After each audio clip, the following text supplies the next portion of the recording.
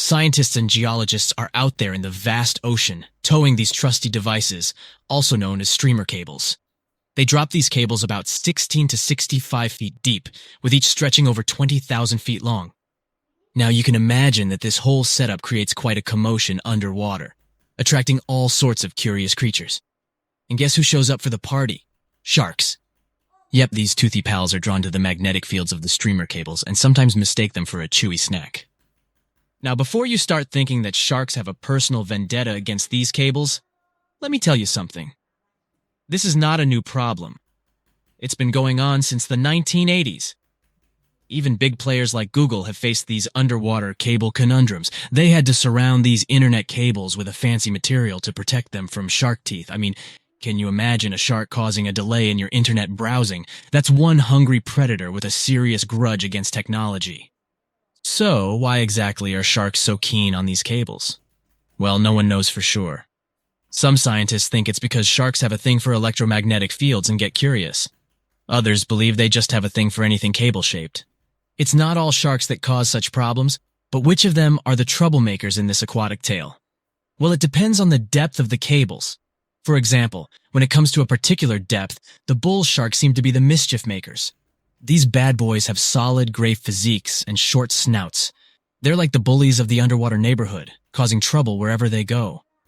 Bull sharks are widely found in tropical and warm waters around the world, and they seem to have a knack for seeking out these streamer cables. Now I know what you're thinking. Did these scientists really catch a group of bull sharks and make them bite cables just for science? Nope, they're way too clever for that. Instead, they used a 3D scan of an authentic bull shark jaw to create a computer model. Talk about high tech. They simulated shark attacks on the cables, measuring the impact and compression forces. It turns out that a shark can really do a number on those cables. But here's the kicker. The strength of the cables depends on how fast the shark is swimming when it decides to take a chomp. So if you see a shark cruising by at top speed, you better watch out for those cables. But wait. We can't blame the poor sharks entirely for the fate of these underwater cables. A 2009 report points out that a lot of fish have a considerable history of nibbling on cables. It's like a buffet for these underwater creatures. Barracudas, sharks from shallow and deep waters, and even some other sneaky culprits have been identified as cable biters. They just can't resist sinking their teeth into the cable wrapping, which then lets the power conductor hang out with the seawater. It's a recipe for cable failure. Still curious about the fascinating world of cable installation? Did you know that more than over 90% of international data takes a watery journey? These cables, which are like underwater highways, stretch for hundreds of thousands of miles beneath the ocean's surface, reaching depths as deep as the size of Mount Everest. Now, you might be wondering how these cables are placed. Well, it's not as simple as dropping wires in the water like in the cartoons. In fact, it requires some careful planning and specialized boats called cable layers. These brave boats meticulously run the cables across the flat surfaces of the ocean floor, making sure to steer clear of all obstacles that Mother Nature throws their way. When it comes to cable sizes, the shallow water cables are about as thick as a soda can. On the other hand, deep water cables are way smaller, measuring up to the size of a marker. Why the difference, you ask? Well, it's all about vulnerability. Way down there, 8,000 feet below sea level, there isn't much action going on. Therefore, these deep-sea cables don't need as much shielding wire for protection. They're like the skinny swimmers of the cable world, gliding through the depths with ease. But let's not forget about the installation costs. Brace yourself, because placing a cable across the vast expanse of the ocean is no bargain. We're talking about millions of dollars. Now, the actual price may vary depending on factors like the total length of the cable and its destination. But trust me, it's definitely not pocket change. Installing shallow water cables is quite the spectacle. They're carefully stuffed beneath the ocean floor using high-pressure water jets.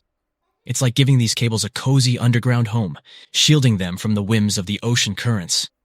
So, while cable installation may be slow, and let's face it, a bit expensive, it's truly a remarkable feat of engineering. The underwater world is a complex and delicate ecosystem, and the cable layers take great care to ensure that their installations don't disrupt the marine life and habitats that call the ocean home.